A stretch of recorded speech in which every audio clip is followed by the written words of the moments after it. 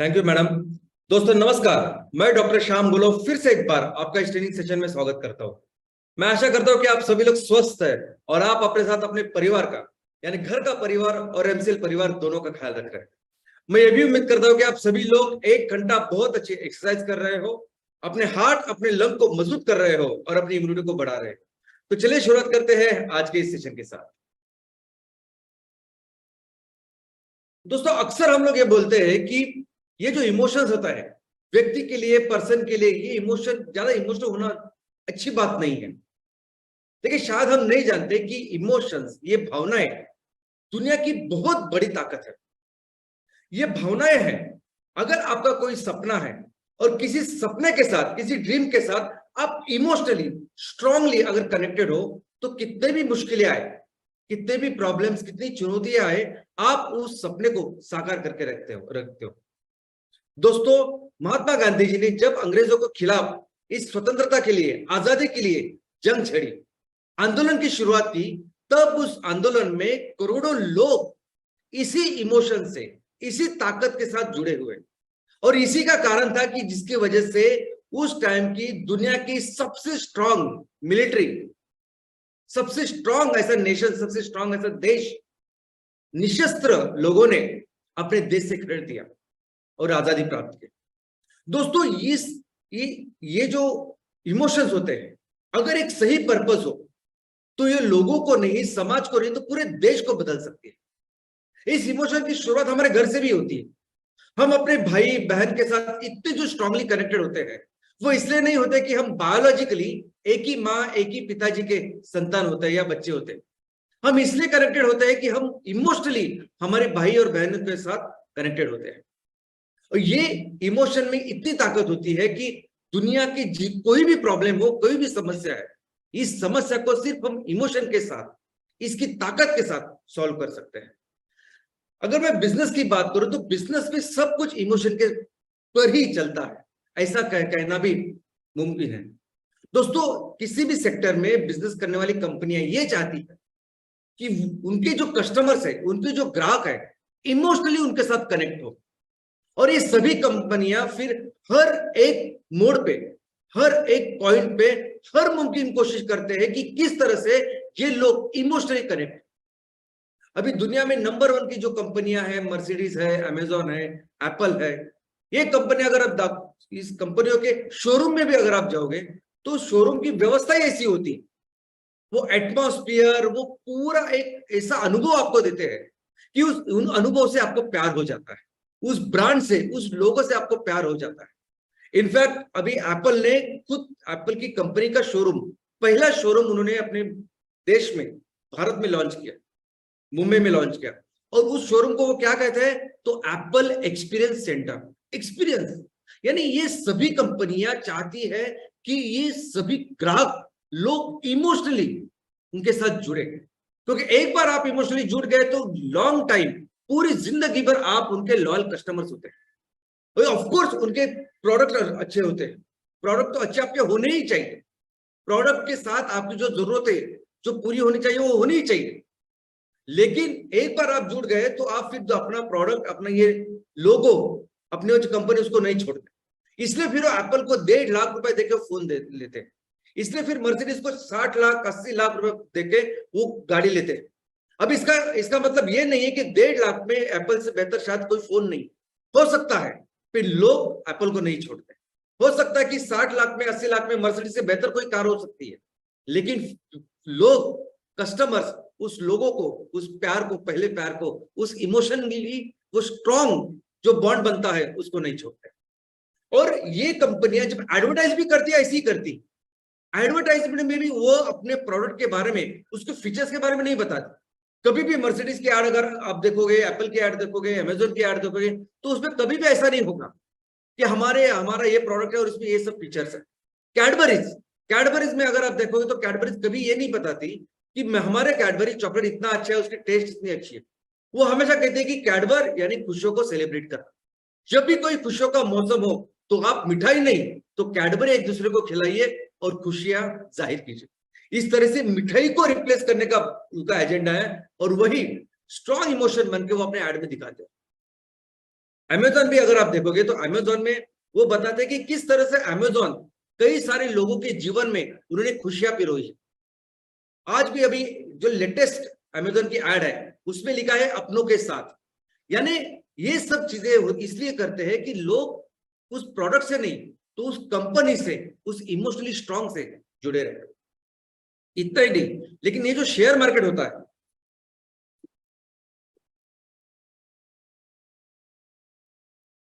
अपने देश का शेयर मार्केट, इनफैक्ट दुनिया का कोई भी शेयर मार्केट, ये शेयर मार्केट भी चलता है सेंटिमेंट्स के ऊपर, इमोशंस के ऊपर।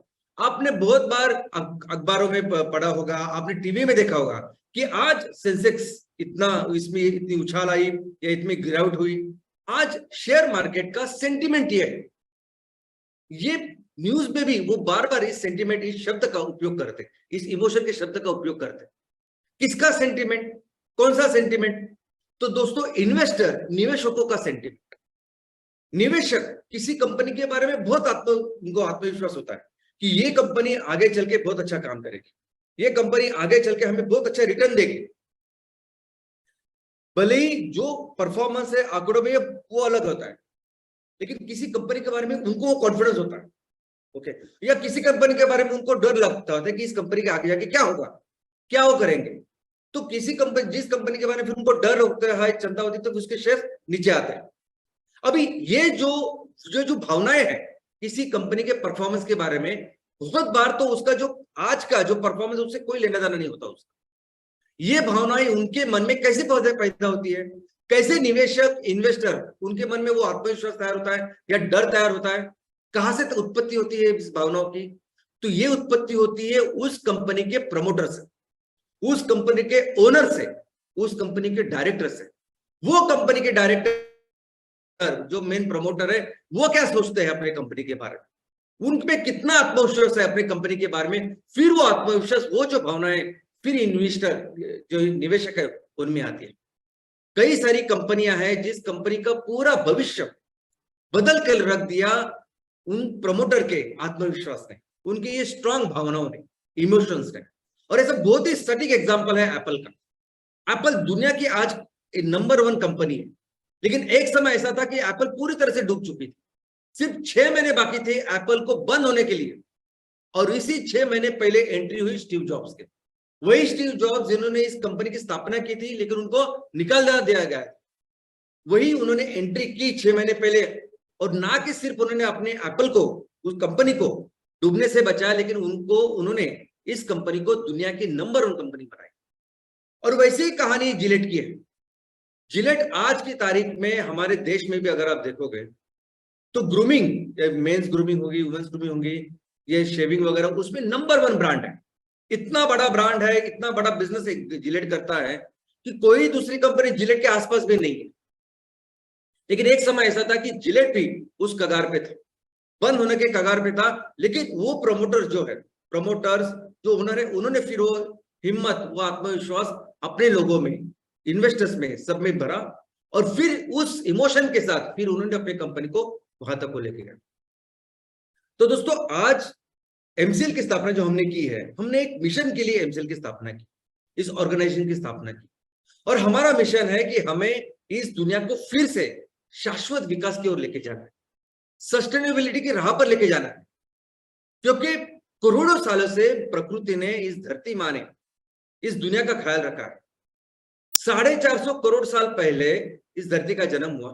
350 करोड़ सालों से करोड़ों जीव हमारे इस दुनिया में, धरती पे रहते हैं। अलग अलग तरह के वनस्पति, प्राणी रहते हैं। हम सिर्फ 2 लाख साल से अभी इस दुनिया के ऊपर, लेकिन हम अपने विकास के नाम पर, डेवलपमेंट के नाम पे इस तरह की तबाही हमने की है कि इस धरती माँ ने इस करोड़ों जीवों का ख्याल रखने के लिए एक व्यवस्था की है जिसका नाम है पर्यावरण, जिसका नाम है इकोसिस्टम, और उसको पूरी तरह से बिगाड़ के हम लोगों ने रखा है। इस व्यवस्था इस तरह से बिगाड़ी है कि आज हर दिन 150 से लेकर 200 जीव, जिसमें वनस्पति है, प्राणी है, ये हमेशा के लिए ये दुनिया धरती छोड़ के लुप्त हो रहे हैं। लुप्त होने का मतलब उनका एक भी अवशेष, उनका एक भी नमूना या एग्जाम्पल अभी इसमें नहीं है। मनुष्य भी एक जीव है, हमारे इस जीव के 750 करोड़ इतने नमूने हैं, इतनी आबादी है हमारी, और ये जो 150-200 जीव हमेशा के लिए लुप्त हो रहे हैं, उनका अभी एक भी नमूना भी रहेगा नहीं, एग्जाम्पल अभी रहेगा नहीं। तो आप सोच सकते हैं कि कितनी तबाही हमने की। और जब हम अपने इस मिशन के साथ लोगों को इमोशनली कनेक्ट करेंगे कि हमें अभी मिलकर इस दुनिया को बचाना है, धरती माँ को बचाना है, तो आपको कोई मार्केटिंग करने की जरूरत नहीं, लोगों को बताने की जरूरत नहीं कि आपको फॉसिल फ्यूल को छोड़ जैव ईंधन को अपनाना है। कोई एक्स्ट्रा स्पेशल मार्केटिंग एडवर्टाइजमेंट की जरूरत नहीं है कि आपको उनको पेट्रोकेमिकल को छोड़ना है, क्योंकि उनको पता चलेगा कि मुझे जब दुनिया को बचाना है तो इस पेट्रोकेमिकल्स, ये फॉसिल फ्यूल जो दुनिया को इतनी बुरी तरह से इसको बर्बाद कर रहे हैं, उसको कंपलसरी हमको छोड़ना पड़ेगा, और हर व्यक्ति फिर इसमें कॉन्ट्रीब्यूट करेगा।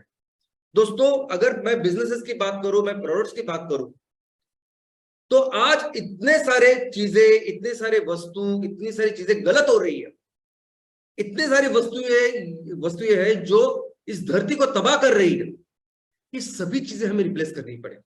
ये सभी जो चीजें जिस तरीके से चल रहा है उसको बदलना पड़ेगा। हम कहते हैं कि फल खाने चाहिए, फल सेहत के लिए बहुत अच्छे होते हैं, लेकिन आज अगर कोई फल लेंगे तो पता ही नहीं चलता कि कितने केमिकल्स उसमें है। हार्डली कुछ फल ऐसे होते हैं कि जो एक्चुअली पेड़ पे पके हुए होते हैं, अदरवाइज बाकी के सब जो फल होते हैं उसमें केमिकल्स मार मार के उनको पकाया जाता है, और ऐसे केमिकल्स के भरे हुए फल हम कैसे खाएंगे। आज जब भी कोई त्योहार आता है, दूध की डिमांड बढ़ती है, पता नहीं होता, आज तो ऐसी कंडीशन है कि तो पता नहीं होता कि ये दूध एक्चुअल दूध है कि नहीं, क्या कोई केमिकल्स। जो पनीर मार्केट में मिलता है त्योहार के दिन, उसकी गारंटी नहीं है कि वो पनीर एक्चुअली दूध से निकला हुआ है या कहीं किसी ने कोई गलत चीज कर रहा है। तो इतने सारे बिजनेसेस आपको अभी तहसील में आप करने वाले हो आने वाले दिनों में। इतनी सारी चीजों को बदलना है, इतनी सारी चीजों को तैयार करके बेचना है कि इसका अंदाजा ही नहीं। इतने सारे बिजनेसेस, इतने सारे प्रोडक्ट्स आप करोगे, और हर जो प्रोडक्ट होगा ना, हर बिजनेस में हर प्रोडक्ट की एक अपनी लाइफ साइकिल होगी। अभी जैसे एमकोल एमस्टो के साथ हमने शुरुआत की, उसकी अपनी एक लाइफ स्टाइल होगी। वो शुरुआत होगा पहली फैक्ट्री, नेक्स्ट फैक्ट्री उससे और बेहतर होगी, प्लांट एंड मशीनरी और बेहतर होगी, कस्टमर्स को, लोगों को जो चीज चाहिए, उनको जो जिस तरीके का जो ब्रिकेट्स या पिलेट चाहिए उसमें और बेहतर होंगे, क्योंकि ये हर प्रोडक्ट के बारे में ऐसे ही चलता है। आपको याद है पहला कंप्यूटर कैसे था? आपका आज का जितना हमारा जो घर है वो पूरा घर भर के एक कंप्यूटर था, और आज कंप्यूटर इस पे हाथ पे हम लोग रख सकते हैं। आपको पता पहला मोबाइल कैसे था, अभी आज कैसे मोबाइल है? तो हर प्रोडक्ट की, हर बिजनेस की अपनी एक लाइफ साइकिल होगी, और जिंदगी में रहते चलते रहेगा। आज सबसे इंपॉर्टेंट जो रिस्पॉन्सिबिलिटी हमारी है वो क्या है? तो हमें अपने लोगों को इस स्ट्रांग भावना से, इस स्ट्रांग इमोशन के साथ इस मिशन के लिए जोड़ना है। प्रोडक्ट बहुत सारे बेचने हैं, सर्विसेज बहुत सारी तैयार करनी बेचनी है, वो सेकेंडरी है। मोस्ट इंपॉर्टेंट रिस्पॉन्सिबिलिटी आज कुछ है तो हमें ये करना है। और एक बार आपने लोगों को अपने इस मिशन के साथ स्ट्रांगली इमोशनली कनेक्ट किया, तो लोगों को बताने की जरूरत ही नहीं कि आपको ऑर्गेनिक ही खाना चाहिए।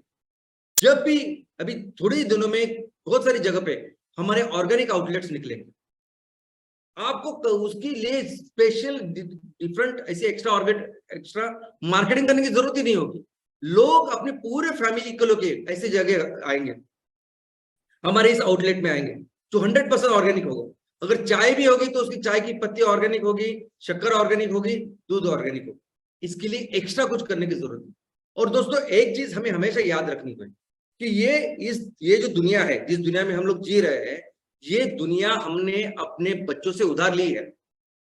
इस दुनिया को हमें अच्छी तरह से महफूज रख के उन बच्चों को देनी है, सौंपनी है, तब जाके वो बच्चे भी इस दुनिया का ख्याल रखेंगे और अपने अगले जनरेशन को उसको देंगे। दोस्तों, हमें कंपलसरी अपने देश को दुनिया की सबसे बड़ी इकोनॉमी बनानी है, और ये इसलिए नहीं बनानी है कि हमें बहुत लोभ है, बहुत लालच है, हमें बहुत पैसे और संपत्ति का निर्माण करना है। हमें इसलिए ये कंपलसरी करना पड़ेगा क्योंकि हम, भारत एक ऐसा देश है, भारत आज भी सोने की चिड़िया है। आज में सबसे ज्यादा जैव ईंधन हमारे भारत देश में ही तैयार हो सकता है। आज 25 से 30% पूरी दुनिया के लिए जैव ईंधन हम लोग तैयार कर सकते हैं। और ये जरूरी है ताकि ज्यादा से ज्यादा फॉसिल फ्यूल को हम रिप्लेस करें और इस ग्लोबल वार्मिंग को हम रोक पाए। ये ऑर्गेनिक फर्टिलाइजर, ऑर्गेनिक फार्मिंग हम करना चाहते हैं। पूरी दुनिया में ऑर्गेनिक फार्मिंग नहीं कर सकते क्योंकि उनके पास ऑर्गेनिक फर्टिलाइजर ही नहीं है। बहुत कम मात्रा में ऑर्गेनिक फर्टिलाइजर बनता है। हमारे पास इतनी कैपेसिटी, इतनी क्षमता है कि हम पूरी दुनिया के लिए ऑर्गेनिक फर्टिलाइजर तैयार कर सकते हैं और बेच सकते हैं। वो हमारे पास ही है, हमें ही करना पड़ेगा। जब पेट्रोकेमिकल के चीजों को रिप्लेस करने की बात है तो लोगों के पास सोल्यूशन ही नहीं है, क्या करें उसके लिए। लेकिन हमारे पास सदियों से, हजारों सालों से हम इस चीजों को तैयार करते आ रहे हैं अपने हाथों से, और ये किसी के पास नहीं।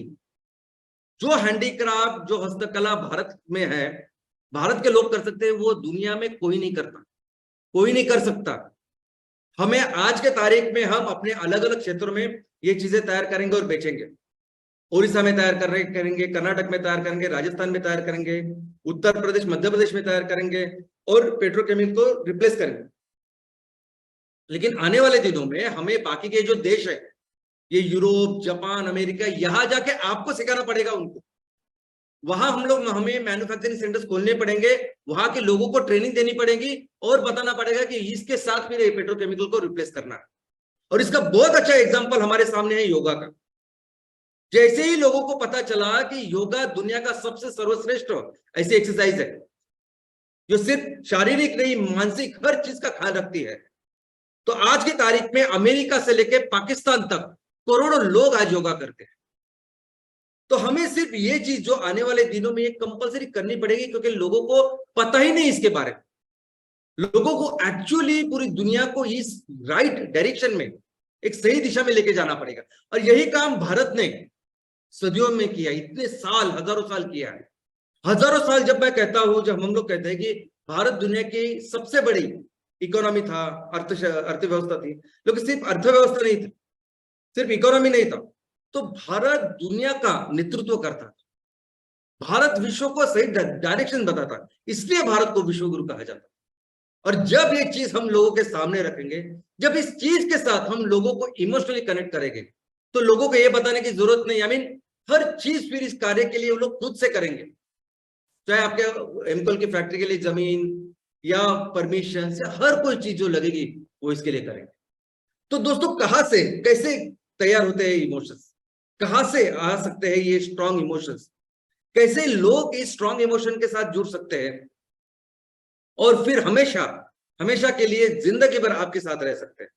तो दोस्तों, ये स्ट्रॉन्ग इमोशन के लिए जरूरत होती है एक राइट पर्पस की, एक नेक उद्देश्य की।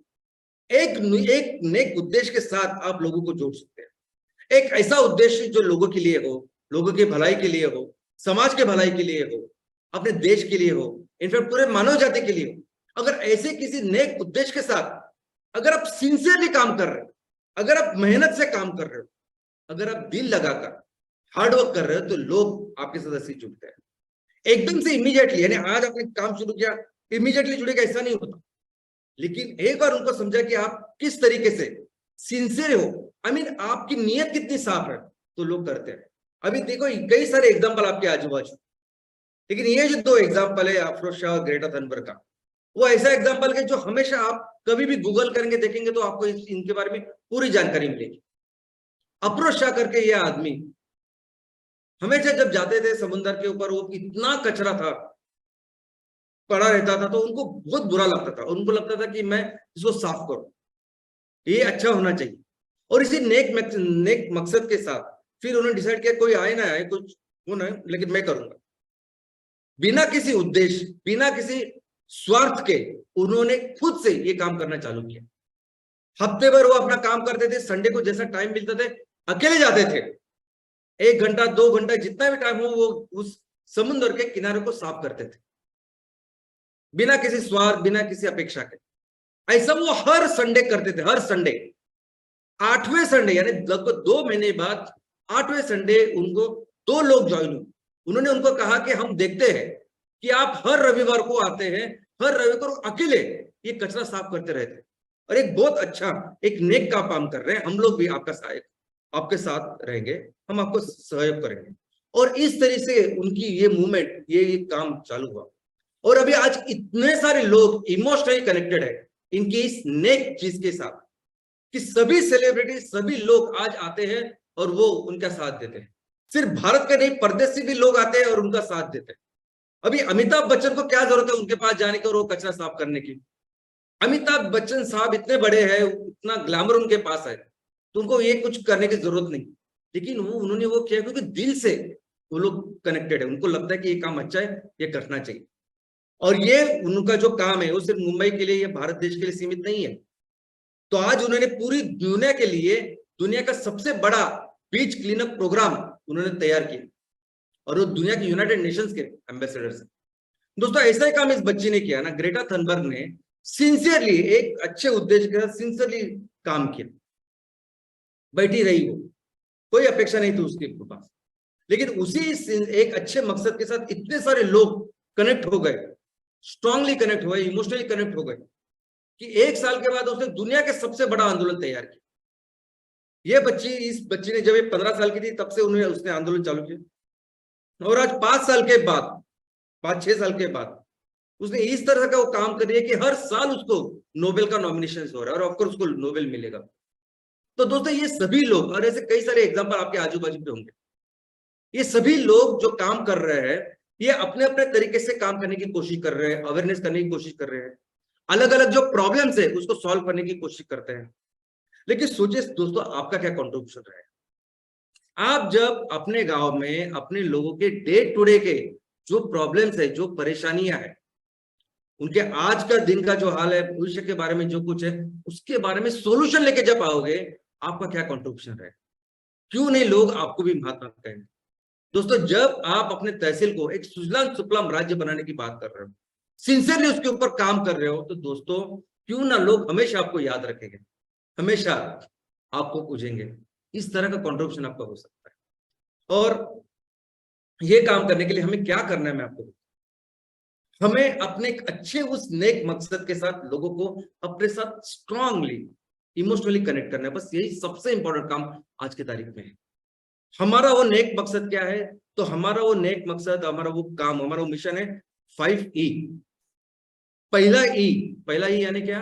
तो एनवायरनमेंट, पर्यावरण का संवर्धन, एनवायरनमेंट कंजर्वेशन। आज हमारे तहसील में, हमारे गांव में, शहरों में जो हवा, जिस हवा में हम सांस लेते हैं वो कितनी प्रदूषित हो गई है।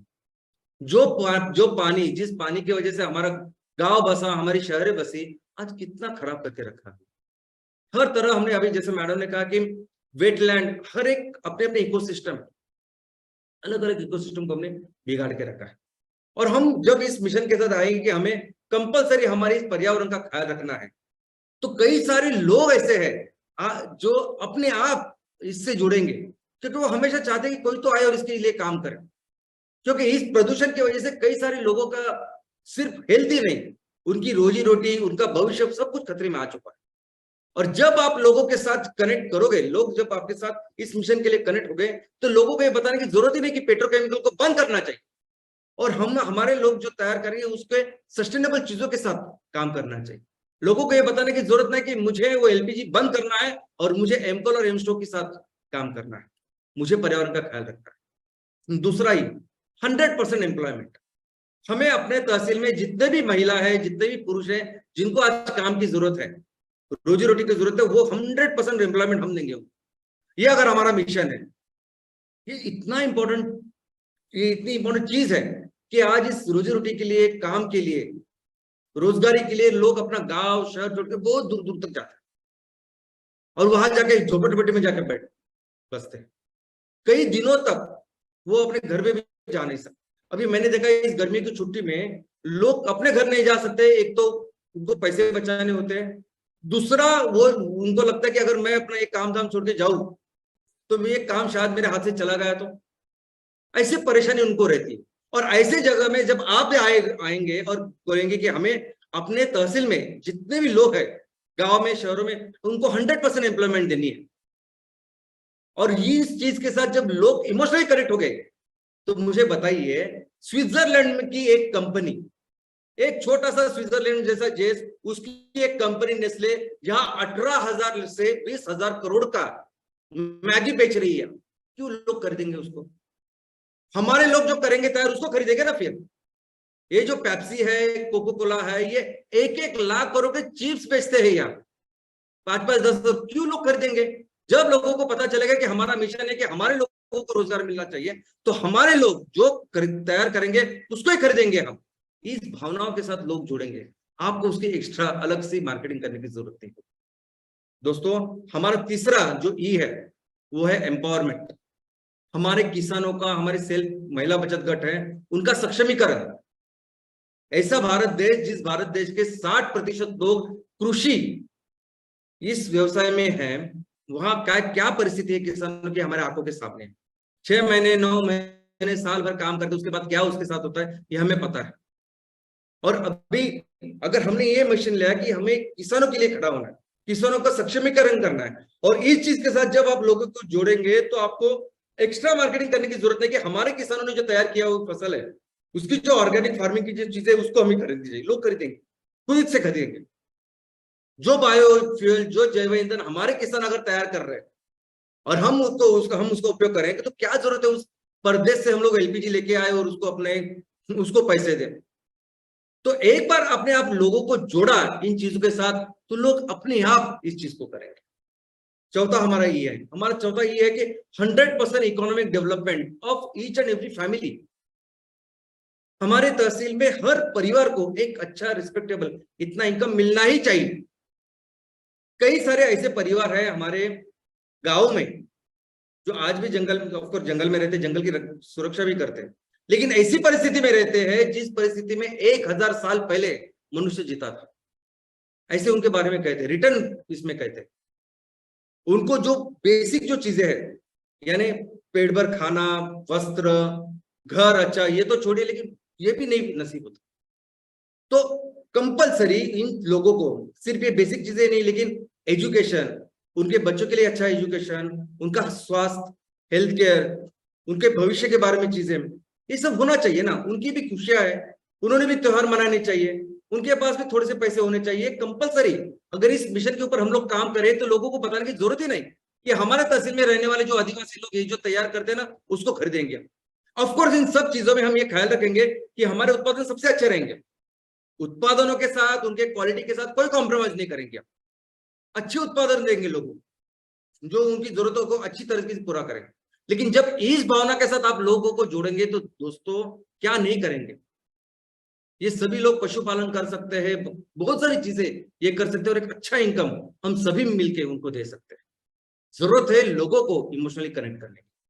दोस्तों, पांचवा ही है एनर्जी। पूरे मानव जाति के इतिहास में अगर आप देखोगे तो वो देश, जो देश हमेशा ऊर्जा और ईंधन में सिर्फ स्वयंपूर्ण नहीं, उसने बड़ा बड़ा काम किया है, उसने दुनिया पे राज किया। हमारे लिए पांचवा ई है सिर्फ एनर्जी इंडिपेंडेंस नहीं, तो एनर्जी सुपर पावर। हम दुनिया के लिए 25 से 30% का ईंधन निर्माण कर सकते हैं, ऐसी योग्यता, ऐसा पोटेंशियल आज हमारे देश में। और बात सिर्फ इतिहास की नहीं है कि जिसके पास ऊर्जा और ईंधन होता है वो क्या कर सकता है, पूरी दुनिया पे कैसा राज करता है। आज हमारे आंखों के सामने भी है ना। आज दुनिया में सबसे ज्यादा ईंधन और ऊर्जा जो बेचता है दुनिया को, वो है रशिया। दुनिया के लिए 10% वो माल बेचता है, और इसकी इतनी हिम्मत होती है, इतनी जरूरत होती है कि पूरे देश उसको चेतावनी देते हैं। पूरे देश बोलते हैं कि हम आपके ऊपर ये करेंगे, वो करेंगे, किसी की नहीं सुनता वो। और यूक्रेन पे हमला बोल देता है, और वो तीसरे युद्ध को, महायुद्ध की शुरुआत करता है ऑलमोस्ट। इतनी हिम्मत कहां से आती है? ये सभी यूरोपियन देश जो कहते हैं कि नहीं, हम आप ऐसा करने के बाद हम ऐसा करेंगे, नाटो के सब मिलिट्री वहां भेजेंगे, कुछ नहीं करते कोई।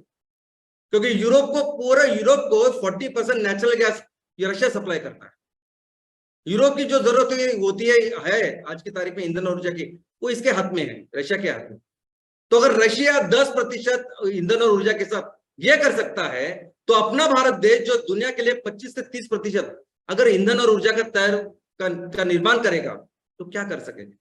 और इस चीज के साथ, इस भावना के साथ, इस मिशन के साथ अगर आप लोगों को जोड़ेंगे तो लोग हर तरीके से अपना कंट्रीब्यूशन देंगे।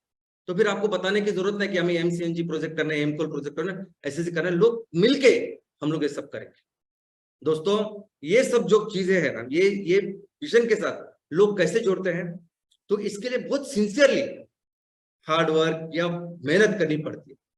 और हम ये इसकी अपेक्षा ही नहीं कर सकते कि हम आज हमने बात बताई, हम लोगों के भले के लिए बोल रहे हैं, सब अच्छा है, आज से ही लोगों ने मेरे साथ जोड़ना चाहिए। नहीं होगा, आज नहीं होगा। लोग, आप अपेक्षा मत कीजिए, क्योंकि अभी तक लोगों के सामने कई सारे अलग अलग तरह के लोग आए हैं। कई कई सारे लोग आते हैं और अलग अलग उनको प्रोमिसेस देते हैं, वचने देते हैं अपने खुद के निजी स्वार्थ के लिए। और जैसे ही उनका निजी स्वार्थ पूरा हो जाता है वो निकल जाते हैं, भूल जाते हैं अपने पूरे जो कुछ वादे वगैरह किए थे उन्होंने। और ऐसे जगह पे जब आप भी आ रहे हो और कुछ बोल रहे हो, तो वो कैसे भरोसा रखे आपके ऊपर, हमारे ऊपर, कि आप भी उनमें से वैसे ही नहीं हो करके। लेकिन जब हम सिंसियरली काम करेंगे, सिर्फ 6 महीना अगर एक काम करेंगे, हम जब सिंसियरली काम करेंगे दोस्तों, लोग इस तरह से हमारे साथ जुड़ेंगे जो जिंदगी भर हमारा साथ देंगे। और ये जो लक्ष्य हमने रखा है, ये जो मिशन हमारा है, दुनिया को सस्टेनेबिलिटी की राह पर लेके जाना, ये जो लक्ष्य हमने अपने देश के इकोनॉमी के लिए रखा है, या लोगों को इकट्ठा करके उस सुपर पावर बनने का रखा है, अभी इसके लिए एक्चुअली क्या बिजनेस मॉडल है, क्या स्ट्रैटेजी, इसको भी समझना जरूरी है। इनफैक्ट इसका एक ही तरीका है, क्योंकि इतने सारे बिजनेस का निर्माण करना है, हमें एक्चुअली जो काम करना है वो करना है कि हमें एक मंच का निर्माण करना है, एक ऐसा मंच, एक ऐसा प्लेटफॉर्म जिसमें सभी लोग इस मिशन से जुड़ के एक दिशा में काम करें।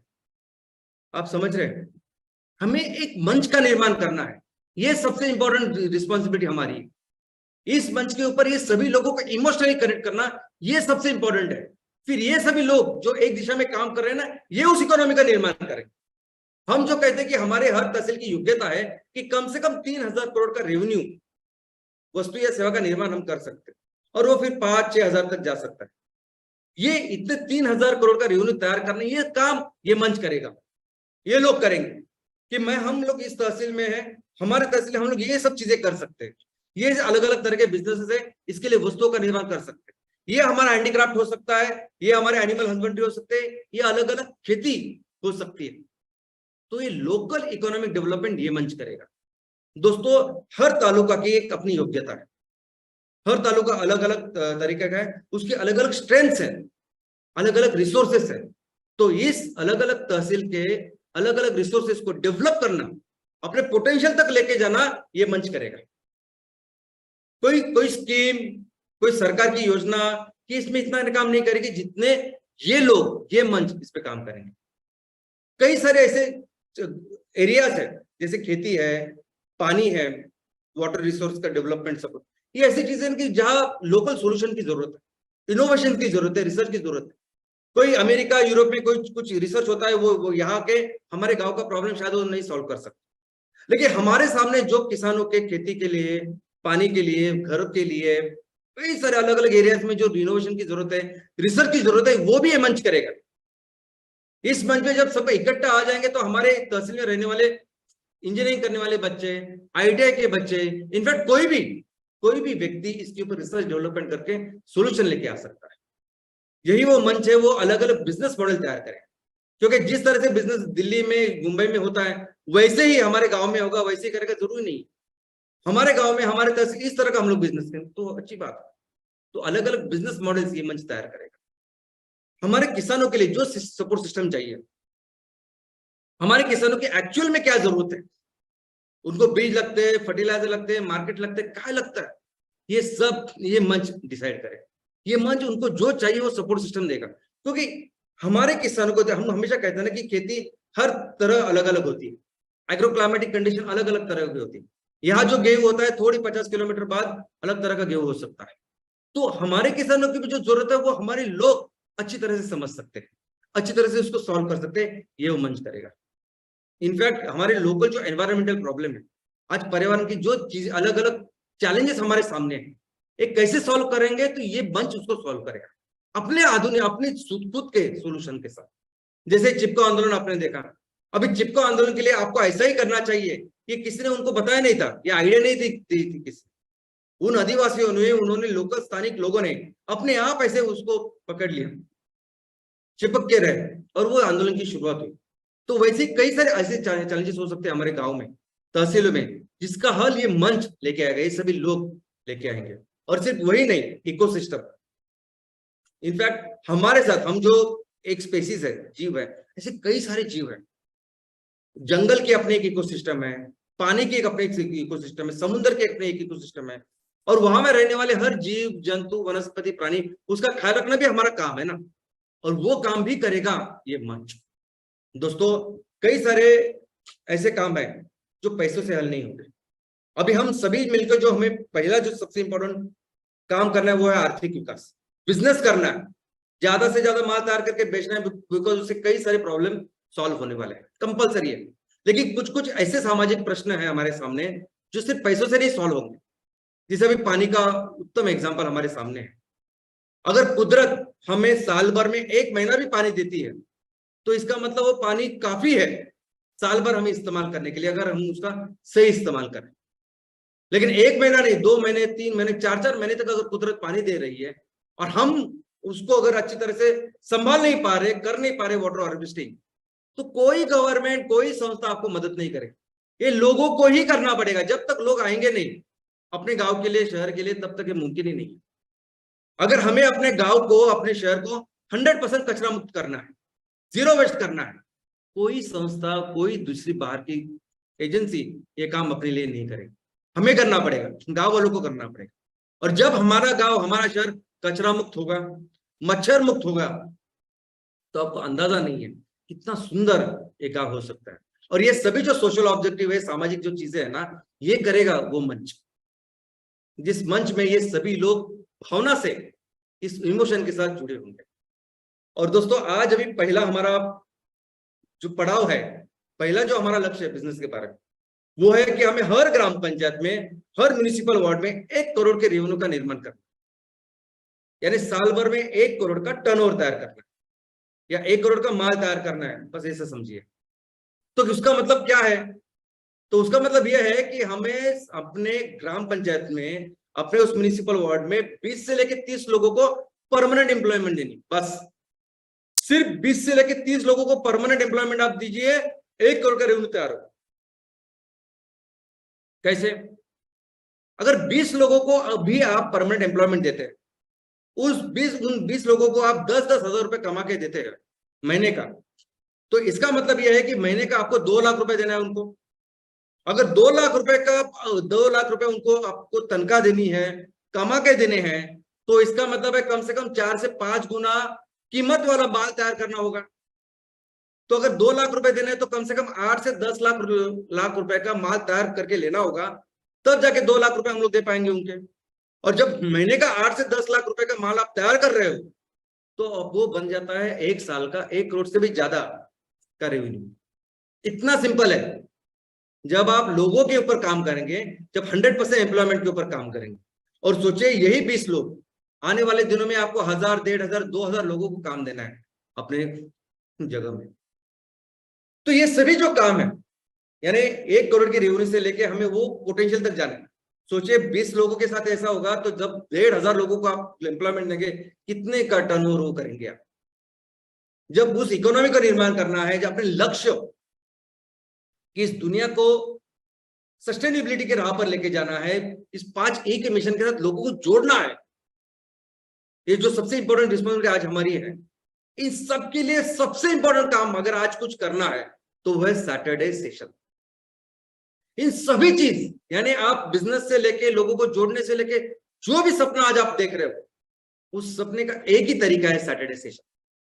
सैटरडे सेशन ही तरीका है कि जिससे हम लोगों को अपने इस मिशन के साथ जोड़ेंगे, अपने इस 5E के मिशन के साथ जोड़ना, ये एक में ऑब्जेक्टिव हो सकता है सैटरडे सेशन का।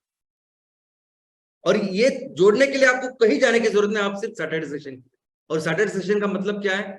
तो हर हफ्ते एक फिक्स दिन, उसी समय पे, एक ही जगह पे आपको अपने गांव के लिए, अपने तहसील के लिए, अपने समाज के लिए खड़ा होना है, उसको बेहतर करने के लिए, उसको सुजलाम सुफलाम करने के लिए। जैसे हर गुरुवार को हम मंदिर जाते हैं, प्रार्थना करते हैं, पूजा करते हैं, हर शुक्रवार को नमाज अदा करते हैं, दुआ करते हैं, हर रविवार को मास करते हैं, वहां प्रे करते हैं कि हमारा सब कुशल मंगल हो।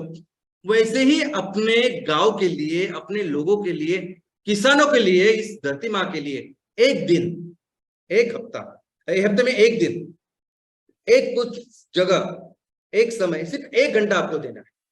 और जरूरी नहीं हम कहते हैं उसको सैटरडे सेशन, लेकिन आप वो रविवार को कर सकते हैं, सोमवार को कर सकते हैं, मंगलवार को कर सकते हैं, बुधवार को कर सकते हैं, गुरुवार को कर सकते हैं, शुक्रवार को कर सकते हैं, कौन से भी समय पे कर सकते हैं जो लोगों के लिए कन्वीनियंट हो।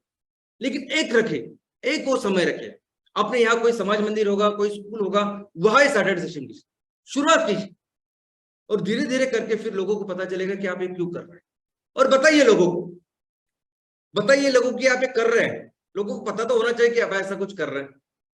अभी आप अगर किसी ग्राम पंचायत के लिए सैटरडे सेशन कर रहे हैं, आप किसी म्यूनिसिपल वार्ड के लिए अगर सैटरडे सेशन कर रहे हैं, तो कितने चौराहे होती है उस एक म्यूनिसिपल वार्ड या एक ग्राम पंचायत में, कितनी ऐसी इंपॉर्टेंट जगह होती है जहां मंडी हो सकती है, स्कूल कॉलेज हो सकता है, वहां अपना एक बहुत बड़ा बैनर नहीं, बहुत बड़ा पोस्टर नहीं, एक छोटा सा पोस्टर आप लगा सकते हैं। आज हम देखते हैं कि हमारे यहाँ, हमारे समाज में सामने कई सारे ऐसे लोग जिनको हम जानते भी नहीं, उनका बर्थडे होता है, उनका बर्थडे होता है और बर्थडे के इतने बड़े बड़े पोस्टर पूरे शहर में लगाते, पूरे तहसील में लगाते। यानी बहुत बड़े खुद को पॉलिटिशियन समझते या क्या समझते पता नहीं, लेकिन कभी भी सुना भी नहीं होता ऐसे लोग भी अपने बर्थडे के फोटो लगाते हैं जिसका कोई रिलीवेंस नहीं, कोई कंट्रीब्यूशन समाज के लिए नहीं। अगर वो ये करते हैं तो हम कम से कम ये तो कर सकते हैं ना। आप ऐसी जो जगह 4, 5, 6 जो जगह होगी, वह सिंपल जो ब्लैक बोर्ड होता है ना, वो भी आप रख सकते हैं। आप अपने गेरू से लिख सकते हो, वो लिख सकते हैं कि इस हफ्ते का जो सैटरडे सेशन है इस जगह पे है और इसका ये विषय है। लिखिए, लोगों को समझने दीजिए कि कोई तो है जो तहसील के लिए, गांव के लिए, समाज के लिए ऐसा सब कुछ कर रहा है। और धीरे धीरे लोगों को समझे कि लोग अपने आप इसमें शामिल होंगे। आज टेक्नोलॉजी कितनी इंपॉर्टेंट बन चुकी है, आज टेक्नोलॉजी इतनी अच्छी बन गई कि बहुत जल्द हम अपने विचार, अपनी जो चीजें लोगों तक पहुंचा सकते हैं। ये 5A का जो मिशन है वो लोगों के लिए बता सकते हैं कि 100% एम्प्लॉयमेंट जनरेशन, 100% इकोनॉमिक डेवलपमेंट, ऐसे 5E का जो है वो सभी बहुत जल्द हम लोगों को पहुंचा सकते हैं। व्हाट्सएप ग्रुप बना सकते हैं, फेसबुक का जो पेज है वो बना सकते हैं, वीडियोज बना सकते हैं और दे सकते हैं। आज हम देख सकते हैं कि ये बच्चे जो है किस तरह वीडियो करते हैं, उनका जो पूरा टैलेंट है, इनोवेशन है, जो अच्छी चीजें सोच सकते हैं, वो कैसे गलत चीजों में डाल रहे हैं और वो वीडियो तैयार करते और डालते हैं। ना उसका कुछ फायदा होता है, ना समाज के लिए उसका कुछ फायदा है। लेकिन इस 5E के लिए अगर ऐसे कुछ वीडियो हम बना सके, ऐसी कुछ चीजें हम लोग तैयार कर सके और लोगों को भेजे, तो यही सभी जो रिसोर्सेस है, ये जो क्रिएटिविटी एक अच्छी जगह पे लग सकती है। और दोस्तों, ये काम सिर्फ आप 16 हफ्ते कीजिए, आप सिर्फ 4 महीने एक काम कीजिए, आप रेगुलरली, डेडिकेटली, सिंसियरली सिर्फ सैटरडे सेशन देखिए और 4 महीने बाद सिर्फ आप अपना रिजल्ट खुद देखिए क्या फर्क पड़ता है। 4 महीने बाद जब आप ये काम सिंसियरली करोगे तो लोग सिर्फ आपको, आपके ऊपर विश्वास ही नहीं रखेंगे, लेकिन आपके इस मिशन के साथ बहुत स्ट्रांगली कनेक्ट। और ये सभी जो इमोशन, ये स्ट्रांग जो कनेक्शंस है, ये फिर तब्दील होगा बिजनेस में। उस जो इकोनॉमी का निर्माण हमें करना है, बिजनेस का निर्माण करना है, उस बिजनेस की तरफ ये इमोशंस हमें लेके जाएगा। दोस्तों, छत्रपति शिवाजी महाराज ने ऐसी परिस्थिति में स्वराज्य का निर्माण किया जब पूरे देश में मुगलों का शासन था। जिस तरह से ईस्ट इंडिया कंपनी हमारे देश में राज कर रही थी, वैसे मुगल कर रहे थे। इनके खुद के पिताजी उन मुगलों के यहाँ नौकरी करते थे, जैसे अंग्रेजों के यहाँ कई सारे लोग नौकरी करते थे तब उसके बाद।